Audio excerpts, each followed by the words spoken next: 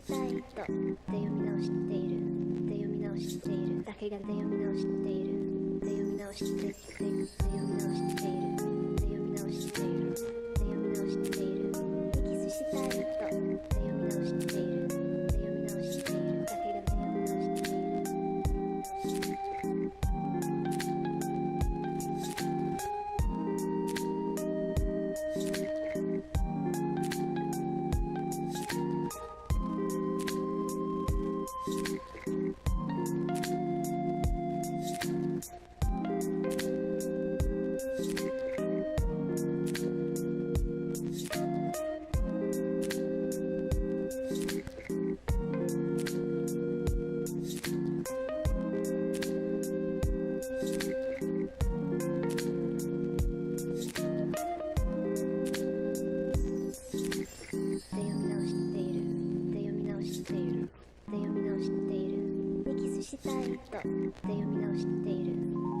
しているだけがで読み直している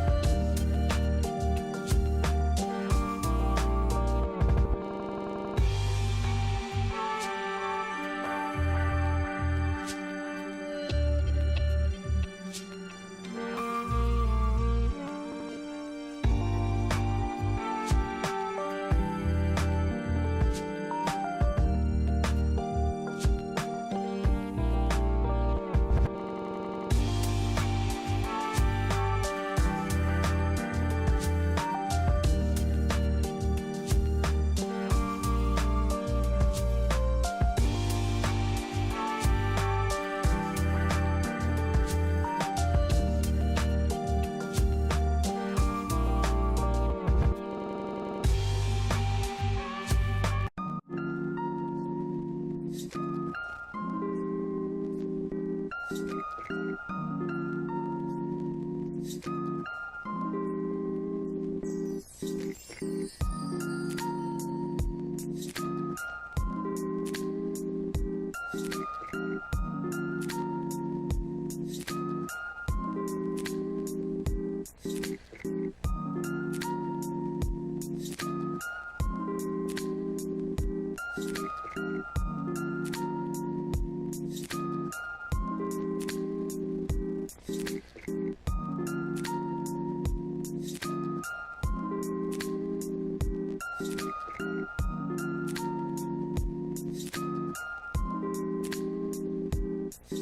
吸し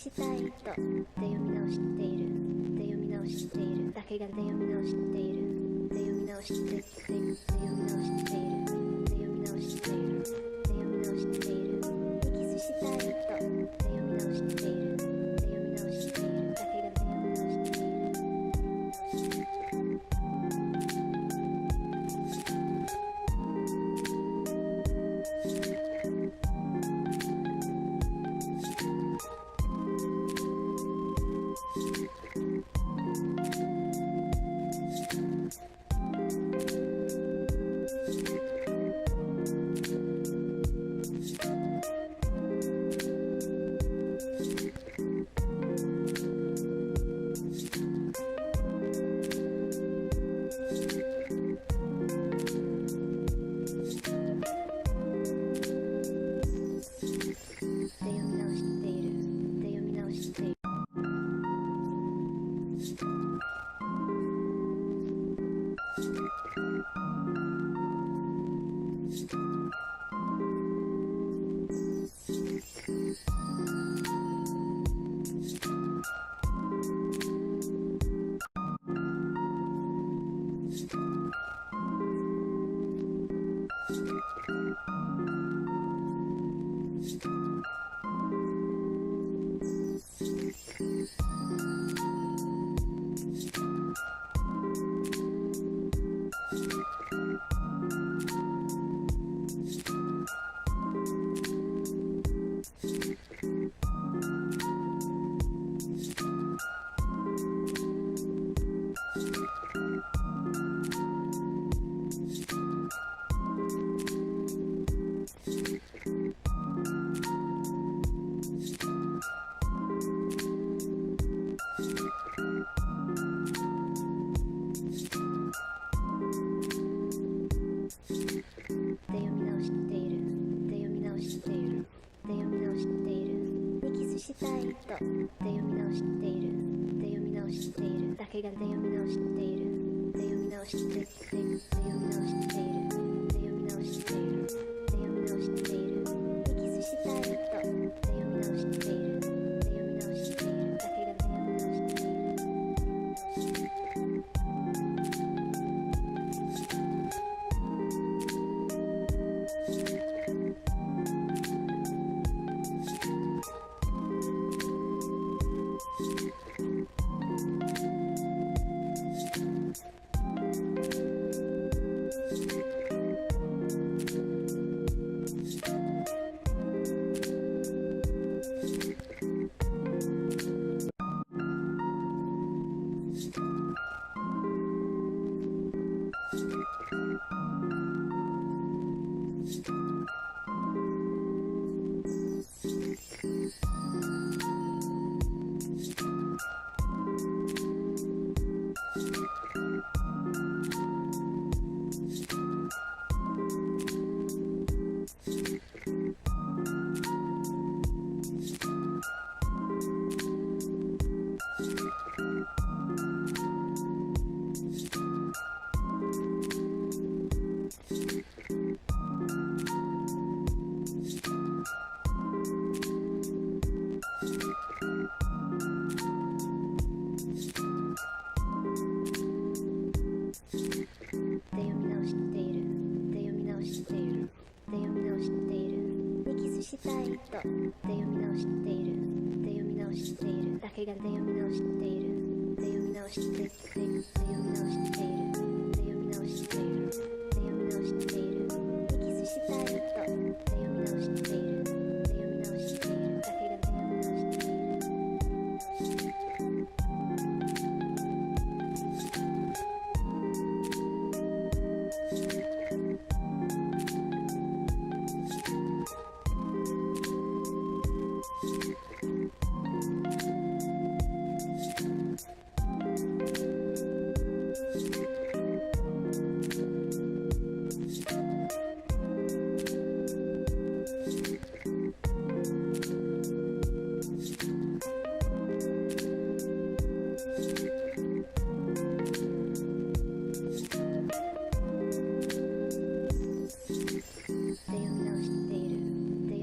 しているで読み直しているミキスしたい人で読み直しているで読み直しているだけがで読み直しているで読み直しているで読み直しているで読み直しているで読み直しているミキスしたい人で読み直しているで読み直しているだけがで読み直しているで読み直している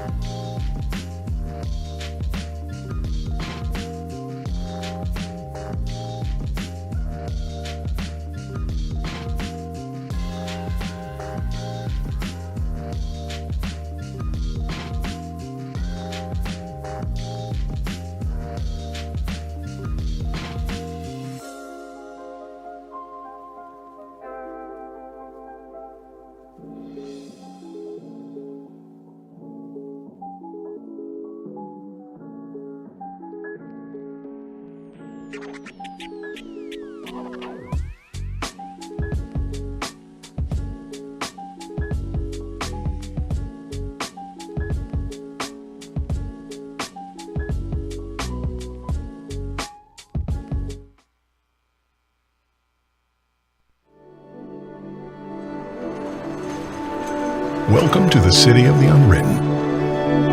A city that's given so much.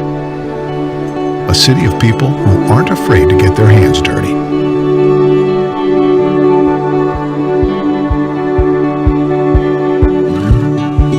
A city of makers, entrepreneurs,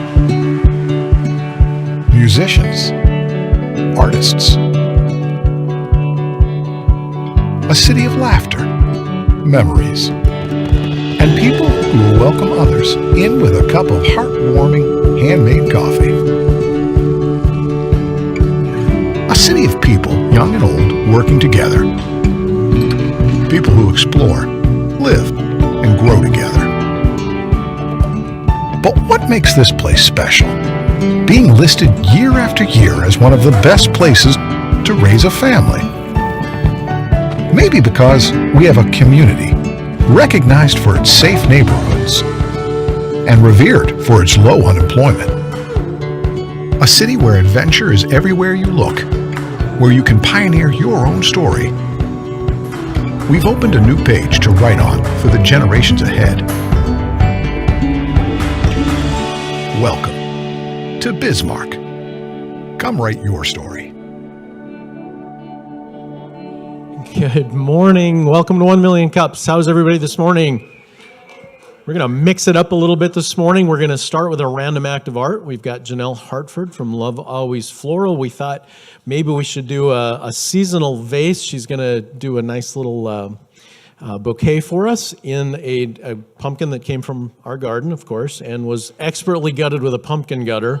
So pre-gutted, so you don't have to see that part. So Janelle, do your magic. Sure. Do you want a mic? Can you guys hear me okay? If I just speak loud. Just yell. Okay. Yeah. Good morning. First time ever arranging a pumpkin, so we'll see how this goes. But I guess I can maybe show you guys what's going on here. This is what Evan and Johnny gave me to work with. This is my vessel. I'm not sure. I think it would hold water, but I kind of cheated. Gave myself a glass vessel.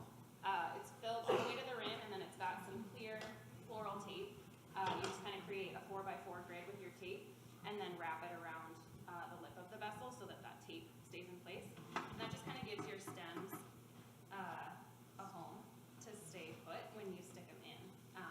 They tend to shift around on you if you don't have that grid, and they kind of fall all over the place. So learned that lesson the hard way, and have definitely spent a lot of time on YouTube figuring that sort of stuff out. So, and then I did give myself a jump start with the greens.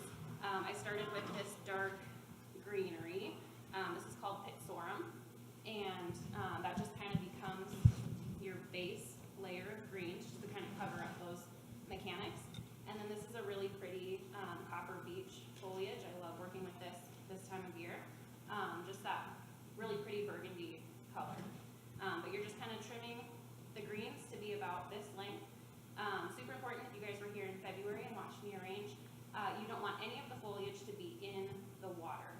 When the foliage gets into the water, it tends to grow bacteria, and then you lose the vibrancy of your stems, the health of your stems, and your flowers are kind of compromised. So you always want to strip the leaves to be right at the lip of the vase, and then you just kind of find a pocket in your tape net and kind of give yourself the base of greens. So that's all I've done so far. But what we'll do now is kind of add in the flowers. And we've got tons of fall ingredients here. You guys can ask questions throughout, but I'm just going to try and make this speedy. This is called copper beech. It's a really pretty fall foliage that keeps its color. This is burgundy. It comes in yellow, comes in orange, and it literally just looks like it came with trees, tree branches. So where did it come from? Where does the copper Yep. tree come from? That's a good question. Somebody should Google where copper beech comes from. All of my wholesale accounts are based out of Minneapolis. But if you look at the boxes that come to our studio every day, flowers are coming in from Ecuador, Holland, Miami, all over South and Central America. But copper beech, I feel like that's a southern tree. And it lasts okay on the water. It doesn't need a water source.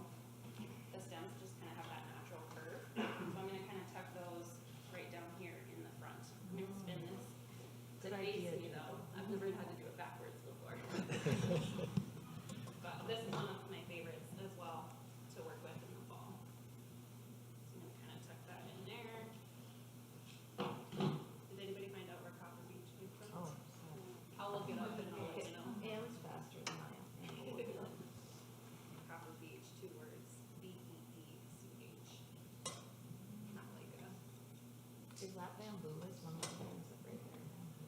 This is baby eucalyptus. On the other side, that bamboo? The leafy part? This No, one? never mind. Just keep going, keep going. What color is it? Green. Okay, no, This stuff. no. In that vase, behind that. Yeah. This that stuff. bamboo. This is Italian ruscus. It's really pretty. It's kind of all over Europe. Is it? Yeah. And it's in trees. They like climb up in these big baskets and cut it down. Yeah, it's like a big tree. Oh, so how many countries are represented there on the Oh table? my gosh. Wish I knew the answer to the that. UN. Probably quite a few. We do have quite a few local flower farmers that I have gotten to know over the course of the last year and a half that I've been running this business. And they are really, really good at some of the more fragile blooms, like these dahlias. You see these guys?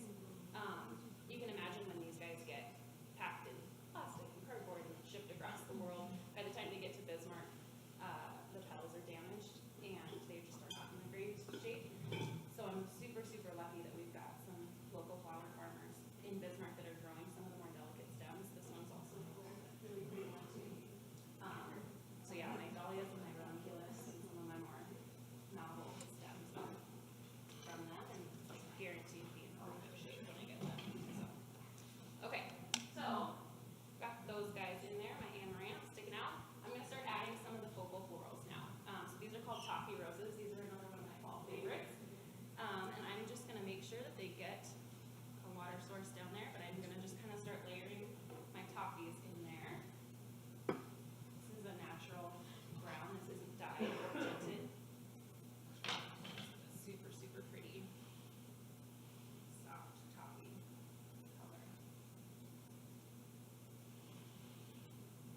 Just gonna start kind of layering. I use a lot of air in our designs at Love Always Floral. I use air as a spacer, just to kind of create dimension between the blooms, so that it's not a perfectly round, compact snowball arrangement. I like to use height and air and No, what's the weirdest thing you've had to make an arrangement for, event-wise? the weirdest event. Yeah. Any weird ones yet? You're going with normal, I guess. Pretty typical. Some of the card messages are the funniest. There's been some really weird card messages. You wouldn't believe what people trust their florist with. You know, look into their personal lives and their romantic lives. Yeah, gosh, I don't know events. We get to celebrate just today. I was looking at my orders before I came over here. We get to celebrate a 70th birthday today, which is always really special. I think we've got a 50th wedding anniversary today as well, and then a couple arrangements to the hospitals today. How do you deliver, who delivers them, and how much of a don't drive fast situation is it? So I've got a team of girls that work for me. My father-in-law has built the best carrying cases. I think I have any of them with me today. But yeah, definitely have learned the hard way on how fast to hit speed bumps and potholes in Bismarck. I probably got, our team could probably tell you every pothole in Bismarck. But no, our carrying cases really kind of help us minimize the spillage. There's always a little bit, but definitely learned that the hard way. So, how's it looking from that angle? Good. So I'm just gonna kind of continue to accentuate the high side over here and the low side over here. So I think I'm gonna stick this guy really, really high. I like to work in 3s and 5s. So you'll see I've got 1, 2, 3, 4, 5 toffee roses, and then I've got 3 ranunculus in here. So I think I need a little bit of, it's kind of getting to be all the same color, so I think I'm gonna use a couple sprigs of Solidago just to tuck in there and kind of contrast the colors that I've got in there. And then I'll take 1 or 2 more passes at it, and then we'll be done. Who gets to take it home, Evan? Are we decided? That's Shania. Okay. But seriously, I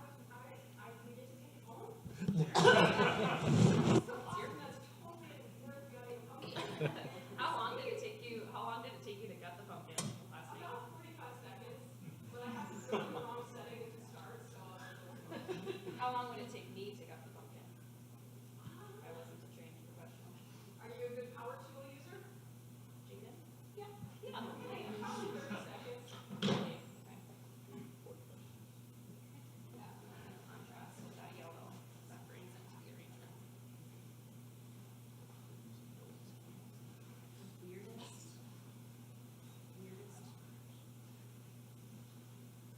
delivery, weirdest reason to send a flower for somebody. Lots of apologies, which are always fun, from boyfriends or husbands, like apology flowers. Are those the biggest bouquets? Yeah. Yep, and the sappiest part.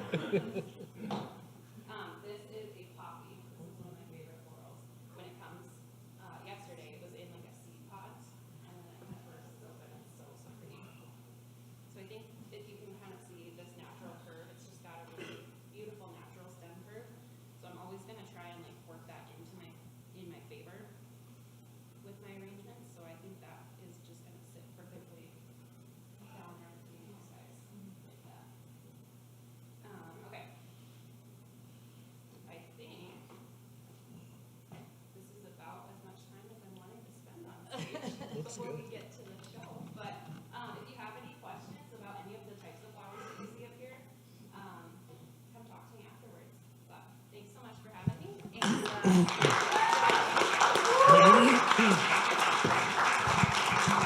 Thank you, Janelle. That is beautiful. Wow. For those of you that don't know, Janelle actually ran the Million Cups program for a couple of years, single-handedly. And she was just on this stage February, I think you said, Janelle? What's that? February, I think you were on stage with Love Always Floral. So thank you so much. Wow. All right. Well, it's a fun start. All right, welcome to 1 Million Cups, and to those that are joining us online, you probably weren't able to hear that, but it was more of a visual thing anyway. Any first-timers here today? I think I know there's some in this. Come on, throw your hand up. I know there's some first-timers in here. Don't be shy. All right, well, I know you're there. Welcome. We always like to thank our sponsors. These are the folks that kind of help us with some in-kind donations, and they help us with coffee, and they help us with rent for this building and all of that good stuff. So we've got 2 pages of sponsors, which is wonderful. We got a lot of folks in the community helping to lift us up. And we always like to talk about the National Day, and actually Mr. National Day is here today, Marlo. It is actually International Gin and Tonic Day, which is so close to the theme today. So maybe we could get a special, unofficial change in this designation. I don't know, can you put rum and tonic? Is that a thing? Just throw the tonic and it'll just be rum day. Okay, it'll be rum day. So be sure to celebrate today. All right, so especially for those of you that are new, what is 1 Million Cups? We are a free weekly program. We bring a community builder or an entrepreneur up on our stage, and we let them tell their story. They talk to us about their ups and their downs and their plans and their hopes and their dreams. And then we get a chance to ask them some questions later, provide some feedback, some advice, share some contacts, that kind of thing. And the whole point, the question we're really trying to answer here is, can we change the face of our startup community over 1 million cups of coffee? We just had a fun opportunity yesterday. We got to speak to the Optimist Club about 1 million cups. They invited us in, and we were able to share what we do here. And that was a lot of fun to kind of step outside of this role and tell somebody else about the event. So if any of you are involved in groups, things like that might be interested in learning more, 1, just bring them. But 2, we'd certainly be happy to come and share a little bit about what we do here. As I mentioned, we have a Q&A period after our speakers have presented today. So I always like to ask people to start thinking about your questions. This is rum. There's got to be a lot of good questions. I'm just anticipating this. So start thinking about your questions. So when we get to that point, we've got a lot of questions queued up. I think Jania's going to be our mic runner or mug runner today. She'll come and get you that microphone so you can ask your questions. With that, I think we've got some community announcements today. We'll start with you, Jania. Okay. There are so many mug clubbers now. I'm so excited. And so I know most of you are familiar with it, but we just have a couple of quick changes that we wanted to announce. So first of all, if you're not familiar, every time you come, okay, mug clubbers, could you hold up your mugs a little bit so people, okay, oh, look at this. This is like a cult. I love it. So when you come, you get these reusable mugs, and I know Kayla's got it's kind of a badge of honor. Every time you come, we give you a little mug-shaped sticker. The more stickers, the more swag. At 5, you get we gift you a second mug, a ceramic mug. At 10, and this is where we've made a change. Rather than the beanies, because some people told me they have rather large heads. They said they had fat heads. We're going to change it up, and we're going to give you, at 10, you get a $10 Cappuccino on Collins gift card or a 1-pound bag of beans, and you get to pick which of those two you would like. So I didn't have the beans today, so if I handed you a gift card, don't go, hey, she didn't give me a choice. You didn't have a choice today. But in the future, you will have a choice. And then at 25, we've also added in a choice. At 25, you can have a 1 Million Cups t-shirt, or we've got some co-branded Larks merch that is coming in early 2023. All I'm going to say is picture Clark the Lark in orange. Okay. All right. Mm-hmm. And then just one more quick community announcement.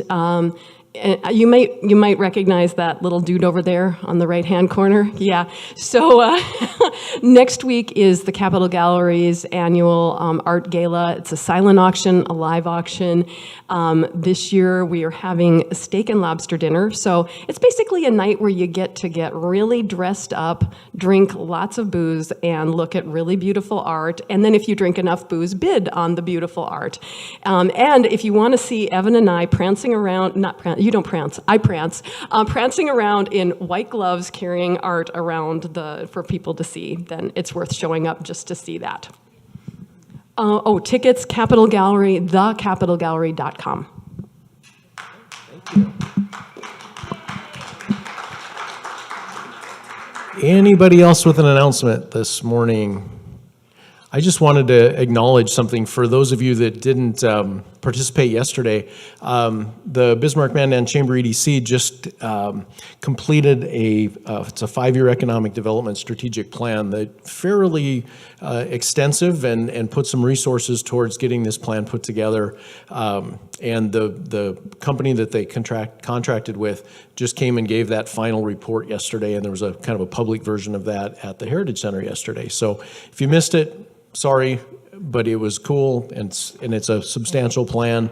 And I just kind of wanted to give I'm on the Chamber EDC board, and I just wanted to kind of give them a shout out for the good work that they're doing in the community. And I think there's going to be a lot of interesting things in the economic development realm that's going to come out of this. So just wanted you to be aware that that has, in fact, taken place. All right, I think with that, going once. All right, finally we get to the rum. Kate's in the front row. Ready? So we have Scott and Jordan today from Big Dog Tiki Bar, and I think in Distillery, and I think it's time to get you guys up here and tell us about rum. Round of applause.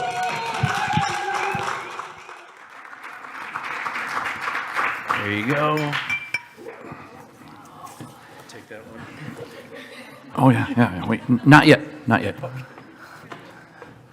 Good morning. Morning. How are we doing today? Well, we had a table go over there, so we're just going to hold our bottles of rum, but y'all are welcome to come check them out.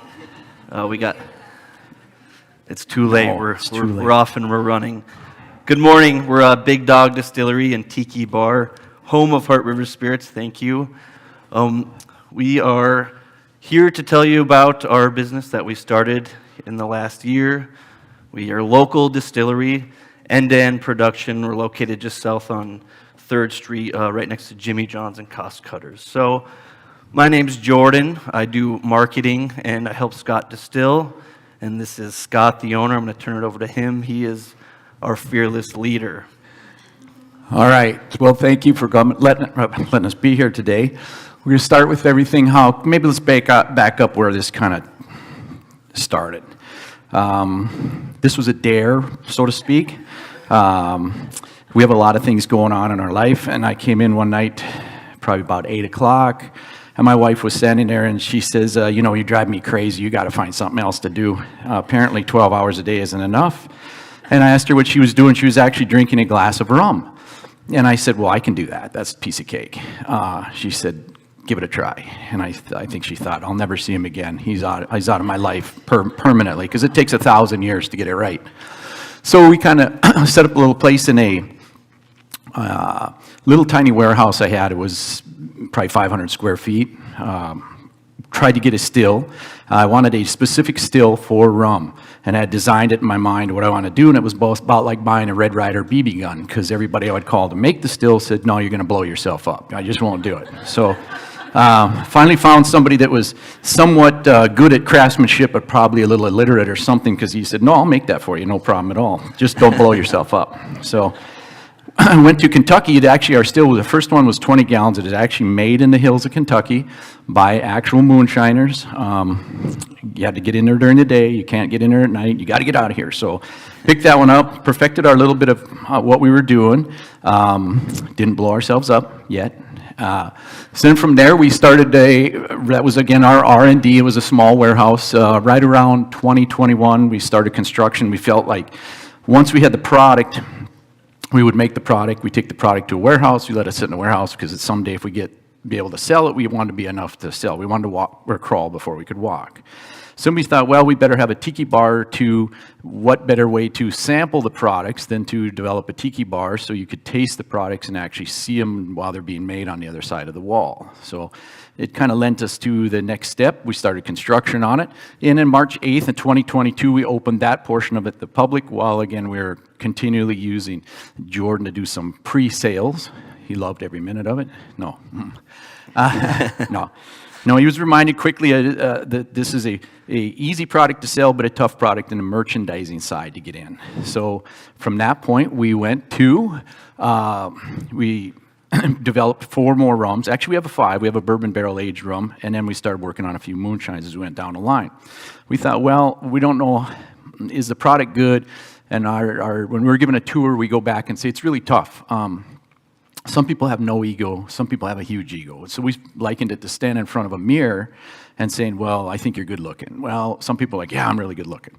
Some people, it takes 1,000 people behind them to tell them that. So we felt just by the people that we knew and our tasters, it was not a good cross-section of the market. So let's send it into a international competition, which was in Miami, Florida, which was for the world. All right, we thought, well, as we're young enough in the game, you can't really buy it, but we're not going to tell anybody that. We're just going to send it down there. So we sent it down there. As you can see, our first go-around did pretty good. We actually did best of class for spiced rum, and Forbes magazine has it as one of the 10 best rums in the world to buy. We sent 2 at a time, and then we followed it up this year with our bourbon barrel aged rum and our cinnamon rum. It did equally as good.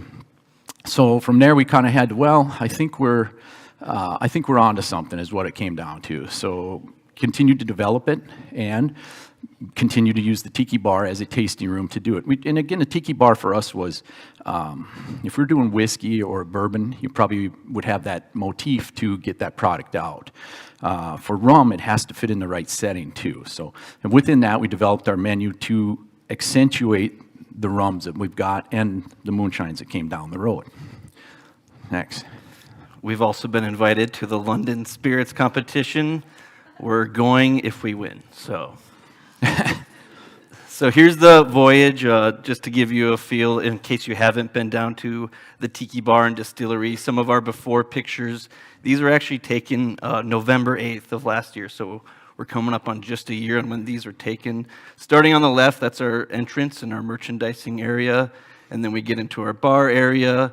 That's another look at the other end, and then down on the right here, that's our distillery before. So now we all love a good before and after. So on the left there is our merchandise. As you can see, lights and everything and has come together. That's one end of our bar.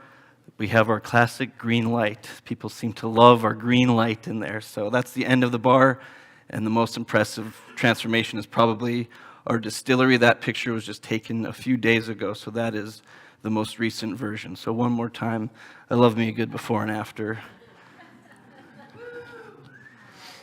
So we're proud of that. But Scott explained the past, kind of what we're up to now. What does the future look like for Big Dog Distillery, Tiki Bar, home of Heart River Spirits, our rum and our moonshine?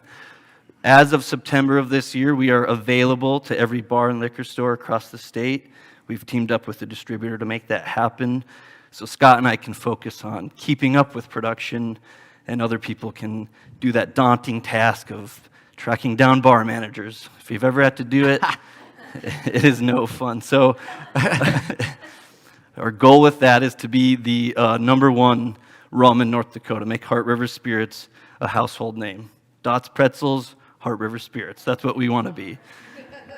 As a marketing person, we have all sorts of opportunities coming up. Scott's doing a great job of teaming up and getting those meetings with the right people. So we have an opportunity coming up with North Dakota State University. And even if you got your marketing degree from UND, you still take them up on that opportunity. So we want to become the official spirit of NDSU. You want to align yourselves with big organizations like that. So NDSU, despite the bison, we're going to go ahead and do that if possible. And then we're going to continue developing new products, and that's what we need to do. When Matt and I actually first met Scott, we were at the warehouse. I think we sampled about 15 different flavors. So I am personally not going to tell you what we have going on. Scott can do that if he would like. But we want to continue expanding our market share for our moonshine, because that's basically our second product. We like to look at it as a tree of, we have our rum, we have our moonshine, we have our tiki bar. What other branches can we go down? So that's what we have for the future. Challenges we face. Scott, you can kind of start off this one. Oh, some of the challenges you're going to have, again, is just starting with the still. Anybody can buy a still. Anybody can fire up a still. Most of you guys have them in your garage. I know that, all right? When you ramp it up is where there's a huge amount of math and a lot of science going on in that little place back there. We make it look simple, but behind the scenes, it's really, really complicated. We like to tout the beer and good for the beer people, but you can't blow yourself up with beer. The supply chains you have, like I said, is when you develop the product on a small scale, it doesn't ramp up. In other words, if we're making 400 widgets and we say, well, we need to get the widget machine in here to make 1,000 widgets an hour, the widget's the same widget. With this product, believe it or not, if you ramp up from a 20 to 150 gallon still, the product could totally change. It would come out and like, it doesn't taste the same. It doesn't look the same. Something happened here. Okay. So we went from 120 to 220. So that's our next one we're going to fire up hopefully later this week. And that's one of the problems with a distilled spirit is there's huge amounts of variables with it. Too much ash in the molasses, too much pH, too much this, and it'll change on a constant variable. So you have to really watch your variables to this. And with rum versus all other spirits, all of them are made the same, basically distilled one way or another. Rum is the most unforgiving of all of them. So we like to say too is that we make a moonshine, which is essentially a white whiskey. You can put a bad whiskey in a barrel 4 years from now and I can serve it to you guys because it would be free, you'd love it. But other than that, 2 drinks into it, you'd be killing each other for it. But in all reality, we'd stand up here and say, that's not very good. And they're like, oh my God, it's lovely. If you take rum and it comes out bad, it gets worse as it goes down the line. So you have to be perfect from every facet of it. From the time the sugar is dumped in, the molasses, to the amount of heat that's added to it, the time it sits, to the fermentation, to the brand of yeast, the cell wall structure of the yeast, all the way down the line. It has to absolutely be perfect. So that's some of the problems that you develop when you get into the rum. Supply chain issues that have hit everybody. Glass. Who would have thought? Glass is a huge problem. And then the problem is that you'll try and get glass, and they'll tell you, well, your glass brokers, I got a nice bottle for you, and they'll send you 4 samples, and you'll say, well, dude, the label doesn't fit on any of those. Yeah, I know it. Well, the government controls the label. How can I can't just peel it off and put it on another one. Yeah, I know that. Well, you can't get through to them. Like, why would you send me this stuff? So plastic bottles was another one. 50 mLs would be our next venture to go to, the little airplane bottles. At one point, you couldn't get the bottles, which is insane because it's plastic. Then you could get the bottles, and the guy would call back, but you can't get the caps. Oh, okay. Now you can get the bottles and the caps, but the amount you have to order is increased dramatically to 20,000. So you're constantly fighting something like that with this. It's not picking up one thing at a time. We liken it as that we kind of went back to maybe the 50s or the 60s, where you have to have the product on hand in the warehouse. So you end up spending a lot of money on bottles and pallets and stuff in a warehouse versus where 3 years ago, you just call, hey, I could use another pallet of bottles. 3 days later, they show up. You're ready to rock and roll. So that's some of the issues you'll hit. Obviously, they go on for hours, but... Yeah, I let Scott deal with all that stuff. Yeah, So nice.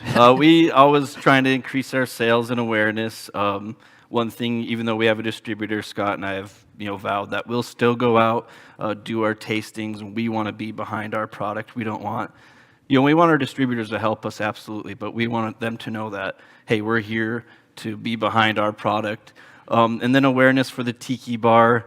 Our focus is obviously the distillery and production in the back, but it's still nice to get our bartenders some decent tips every night and have people coming in and trying the product. So promoting a bar, I never thought it'd be so difficult, but then again, here I am up here talking about it. So, and then communicating our complex message, that's definitely one of the most difficult things to get across is, we've been called bird dog before.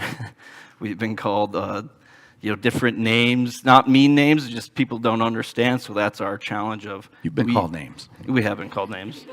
But the Big Dog Distillery is where we make the product. The Tiki bar is where you can come, check it out, sample it, have that experience physically. And then our product we're pumping out is Heart River Spirits. So as the social media person, marketing person, constantly trying to figure out how do we convey that message? What is our goal? Are we having a guest bartender night? Then our focus needs to be the Tiki bar. Are we rolling out a new product? Then our focus needs to be distribution. So the complex message is really hard to get across, and that's something we always need to keep in the back of our minds. Of what's our goal here? We don't want to have a wrong goal for the wrong message. So trying to get that message across is difficult, but hopefully we've done a good job of explaining it today. And we can kind of start getting into the questions and answers. I have some pictures here. This is actually our new still. We just got this in about 2 weeks ago. Scott, what are some details on our huge still here? This still is a big brother to the original one, which is a big brother to one that's actually through the glass, which was the 20-gallon one. This one took a quick stop came out of the hills of Kentucky. I designed the one on the left, and then he actually made one on the right and sent it to a bourbon guy in Kentucky, or up in Indiana, and he tried to make some bourbon with it, which is a cool detail of it. It didn't work. I could have told him that, because he told me I'd have blown myself up. But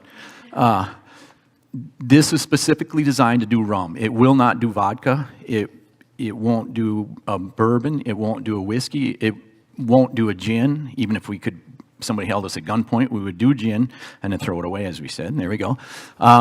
It's just specifically designed with the details of it to make one product. And then, of course, move over into a moonshine. So that didn't work for there. I got a hold of them. They got a hold of me and said, hey, your big brother's laying down here in Indiana. We went down, picked it up. So we're just down to literally plugging it in. We'll probably fire it up here late this week. We're quite certain it'll work because it was the other. Sorry about that. That's all right. These are our products. Again, we are sans the bourbon barrel aged rum. We are aging that runs between 16 and 20 months in a barrel. Everything starts with the silver rum, and then from there, we should backtrack on that too. All of the products you see are 100% natural. There's no flavors, no colors, nothing. Everything is 100% natural. Very, very few on the market like that. Your Captain Morgan is a bulk rum with a flavor added to it. There's no flavorings added to this, so our bourbon barrel aged stuff is quite popular, to say the least. We have enough of it to supply the Tiki bar at a given time, and as it ramps up with barrels we fill, we should be able to release complete barrels and or bottles from within that barrel, probably within the next 6 to 8 months on that. So, and then of course our moonshines. Here's some pictures of our distillery part. We do tours in the back, so anyone 21 plus, come down and see us. They don't cost you anything. besides the several drinks you'll have afterwards because you're just so thirsty and amazed. So we do tours in the back. Just want to let you guys know we do that. We do special events. The left is a comedy night we did. The middle is a guest bartender. You might recognize that guy in the Irish hat. He's sitting up front here. His name's Matt. That's me at St. Patrick's Day last year. So, Matt, you made the slide. Congratulations. And then, actually, Scott's son, we send him bottles. He's all over the place. Up top left is Tulsa, Oklahoma, the Golden Driller. Down here we have San Francisco. That is the Rock and Roll Hall of Fame in Cleveland and New York City. So just some cool pictures of where our bottles have been. So I have no idea where we're at on time, if we have any. But any questions, we'd love to have them.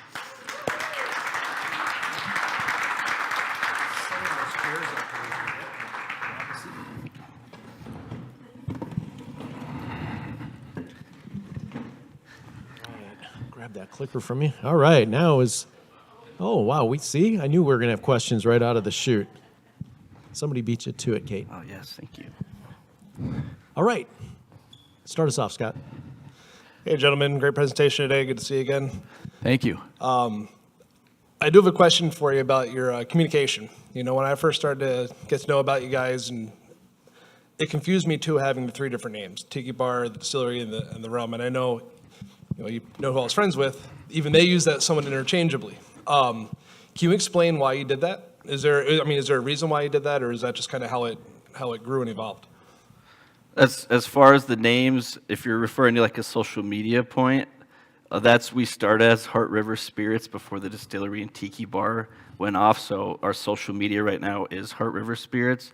As far as the behind the names, Scott's a better person at explaining the reasoning behind the names and the difference between them. The reasoning behind the names was, again, we're in a small little warehouse. You're sitting on Main Street making product, hauling it down. It's basically came about because of the natural product. So we figured we better grow a tree. And a tree has to be the natural side on this side, but there's an opportunity to make dozens upon dozens of products that would go to the left that are flavored. In fact, we tried some the other night, a root beer flavored rum, for example, but that's a not natural product. So we wanted to keep that so that there would always be a division that's off to this side, and people would be aware of the product down the line that it's 100% natural. There's nothing, no ingredients added that aren't real, okay? And then this side, okay, but we don't really care. We want to get drunk on butterscotch rum. Okay, we're good to go. We're fantastic. We can do that. And so that's the piece with that. So one of the missions when we brought Jordan on line with that too is that he had said that exact same that comment right away was that, boy, it's a little confusing. And I think we hash it out back and forth over thousands of gallons of booze. We feel that given that the tree will grow and eventually we'll have a branch off to the left where there'll be, what the name of that would be, we don't know yet, but it'll be something off a total different name so they don't touch. How did you decide that the United States needed another rum brand? Well, let's think about, no. Within the liquor, alcohol, which would be distilled spirits industry itself, that again is a tree. And the tree's grown, of course, straight up, took off after COVID.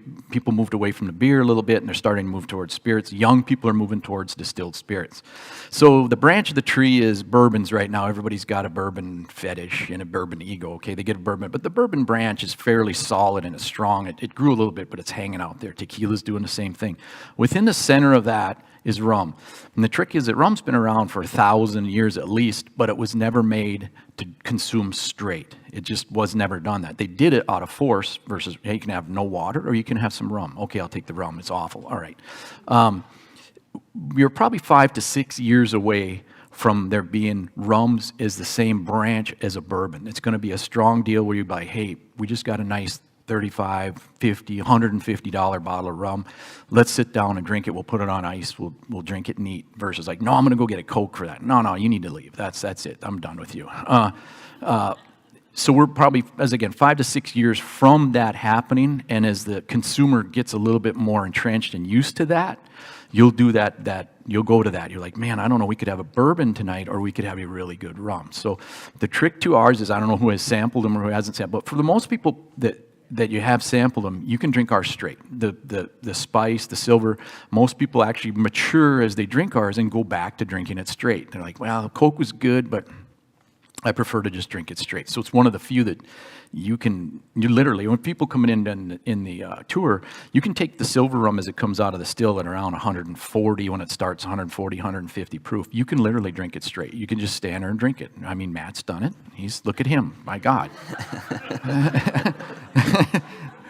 You know, don't worry, the twitch in his eye was there before that too. Matt's not going to show up anymore.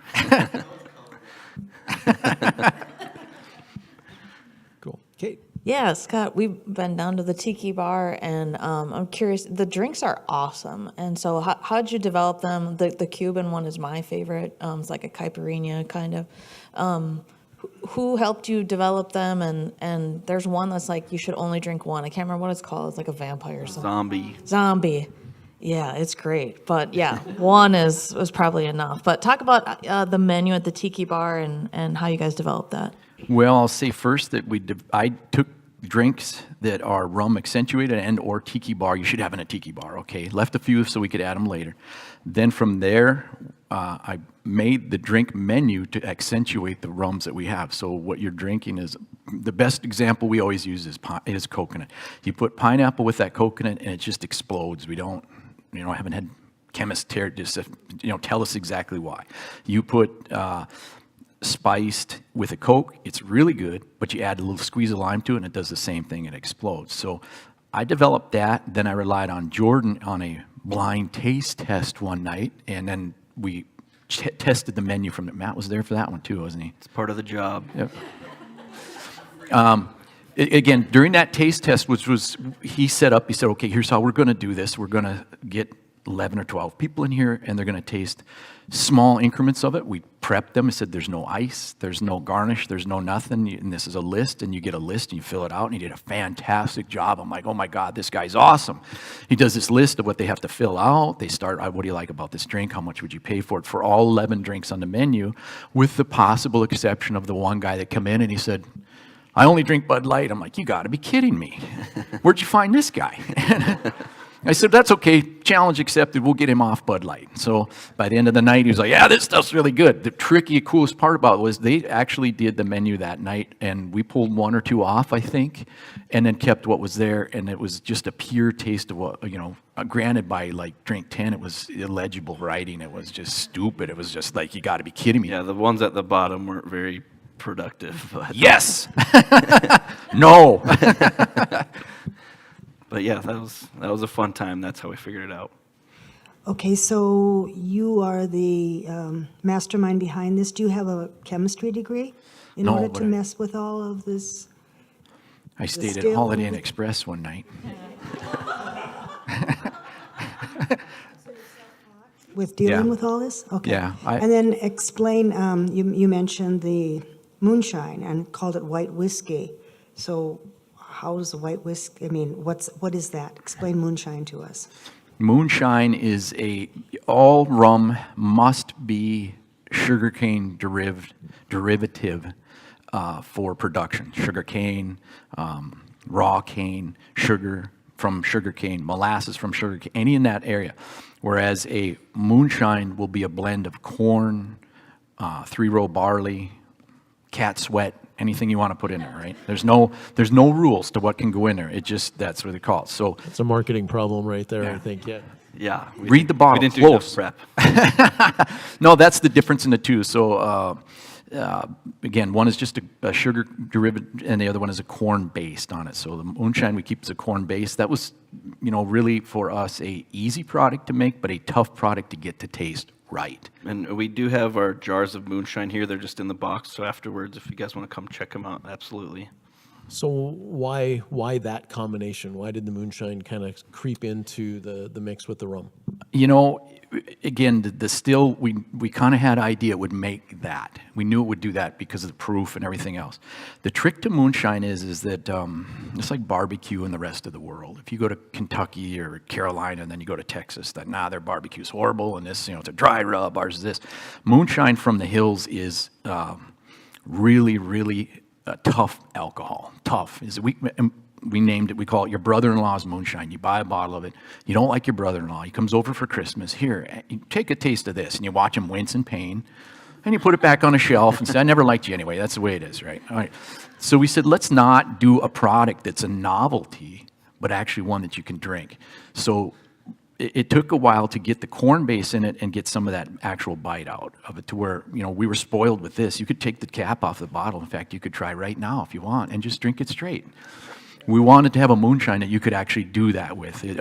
But yet still keep the corn in there. So with the moonshine, you'll get a little smell of the corn, but you can drink it. You can put it on ice and drink it, or you can mix it or do what you want to do with it. And that's kind of why we picked that. So I had the brother-in-law experience years ago when I was probably a teenager. We had a friend in North Carolina that brought some moonshine. Oh. I swear a teaspoon of this could ruin a whole 2-liter bottle of 7-Up. And you're married? It was horrible. Oh my gosh. So maybe we'll have to crack that later. Marlo. It's a great presentation. I've been to the Tiki Bar a couple times too. Thank you for the diversion from our cold nights. I think it's great.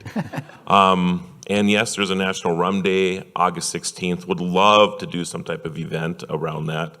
We should, ship in a couple railroads of white sand, some palm trees. I think it should be, a very low, cost type of thing, right? Right. Yeah, exactly. Are you guys able to ship to end users?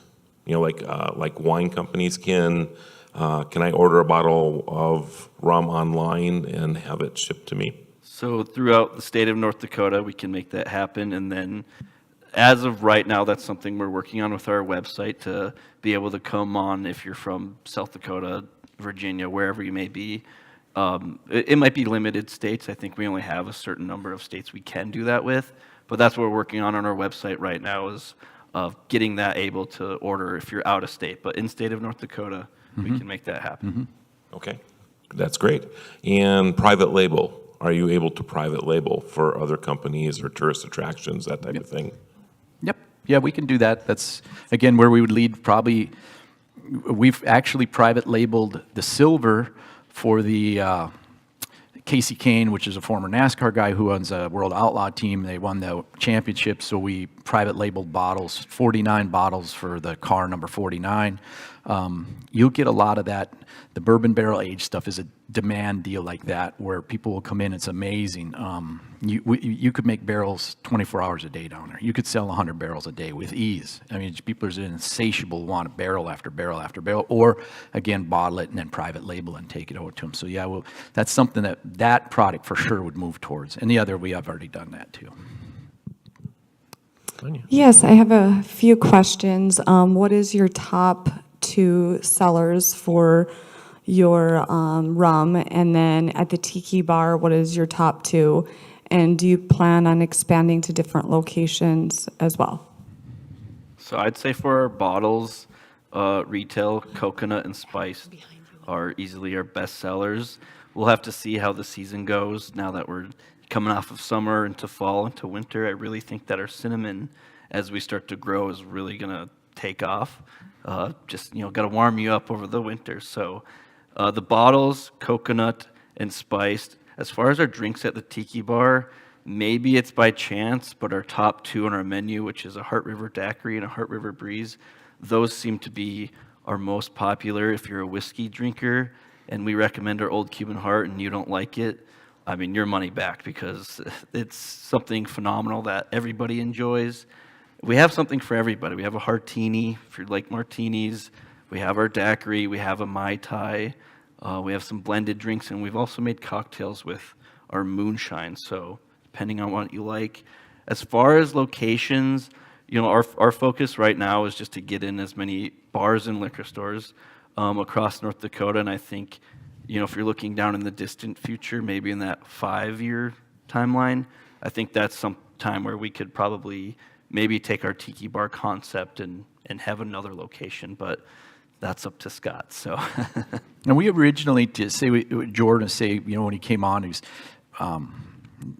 we spent a lot of time together in the back making sick jokes, and some of them are about Matt, but that's all right. We developed it from day one with the thought that you could take this anywhere. So if you come into the Tiki Bar and look around, we've literally discussed this. We could take this and franchise it to everybody in this room and within minutes. The signs can be duplicated. We actually have the signs. We made the signs, the bar we made, the tables we made every single piece in there, and it should give you the feel of, I guess we hit it out of the park. We thought one day too, is you want you to walk in there and say, one guy comes in, my God, is this thing a franchise?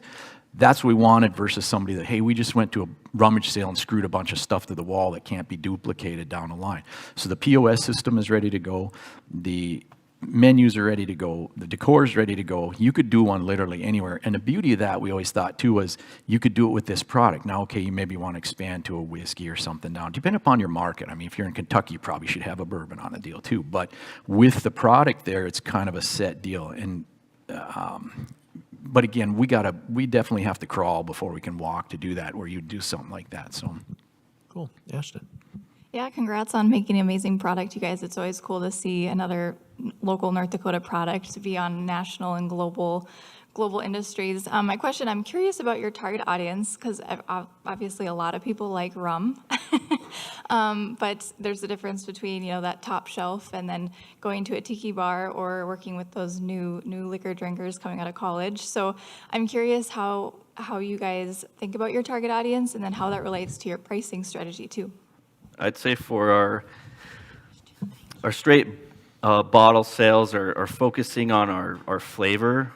I think what we really want to do is convert those bourbon drinkers or those craft spirit drinkers of, they appreciate their top shelf bourbon or gin or whatever it may be. So we want to convert those people. But just to be frank about the Tiki Bar, 30 to 50-year-old women just absolutely love the Tiki Bar. True story. So that's our target audience. I'm being honest, okay? All right, we're running out of time, but we're going to do a speed round. We still have some questions. Yes. With regard to promotion and advertising, I live in Bismarck, but this is the first time I've heard of you guys. What do you do for marketing and promotion and advertising? We get that a lot. It's very humbling as the marketing person, but originally when I came on, we just started with social media because that's my best thing I do, social media management. Over time, we have gotten into TV commercial ads, radio. We're teaming up with all sorts of organizations to get on, in front of their viewers. We're doing Furry Friends Rock and Rescue. They're one of our favorite charities, and we're also doing the world's largest rum and coke on December 3rd at the event center with Hairball at that concert. So, to answer your question, we are trying everything. Awesome. This may be a little bit of a summary because I know everybody's got to go, but I've been coming here about 4 years and observing and listening and so forth, but there have been more comments, more questions asked, and more laughs and more interest than any other program. And I don't drink at all.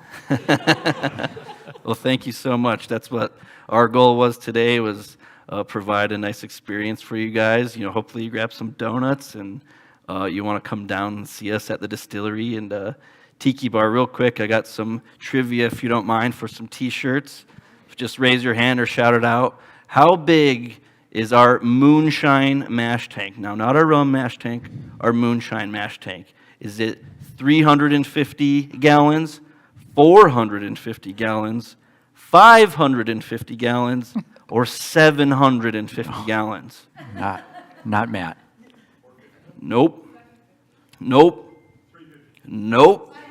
550.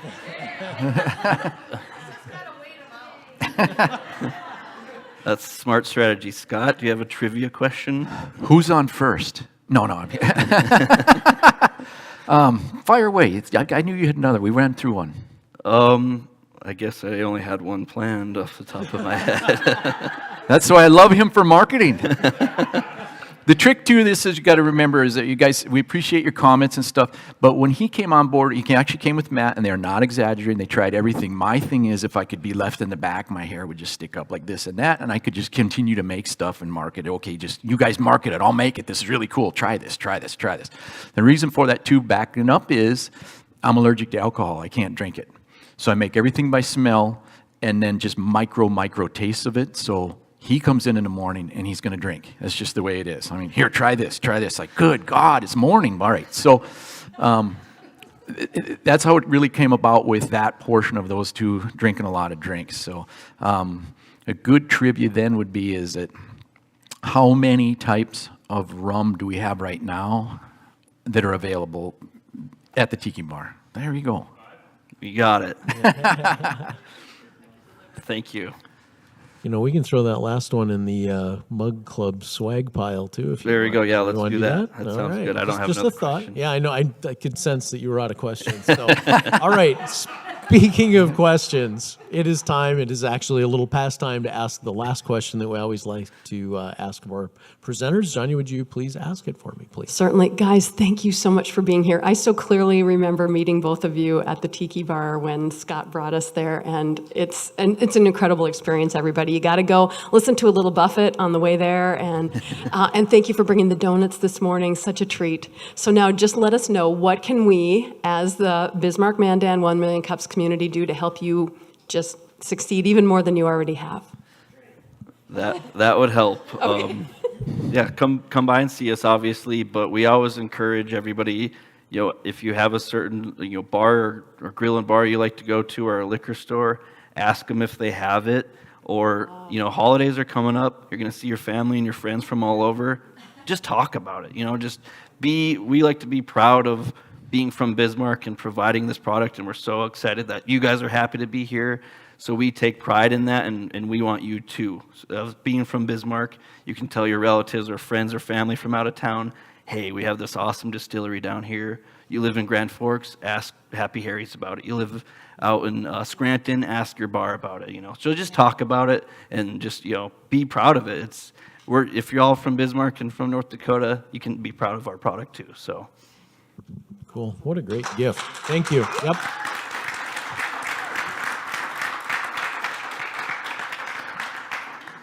All right. Well, what do we got coming up? Kate, is there anything you want to say about Main Street Summit in particular? I know 10 a.m. on Tuesday next week, there is a particularly interesting speaker by the name of, I can't think of it right now. Amanda Brinkman. Do you want to say anything more? So we are not going to meet next week. Instead, we don't want to overlap with Main Street Summit. So we are going to encourage all of you to go check that out. It's free. There's food. So I think that's going to be a great opportunity to see and hear some interesting things. So again, no 1 million cups in here next week. The following week, November 2nd, we got Tinker Tyke Threads coming in. Chantel Douglas is going to tell us about that.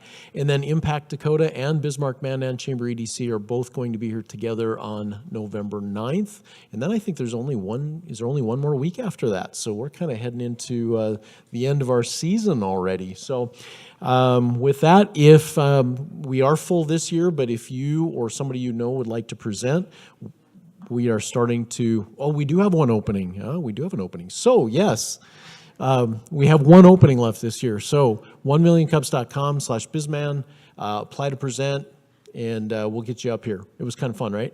Yeah, thank you so much for having us.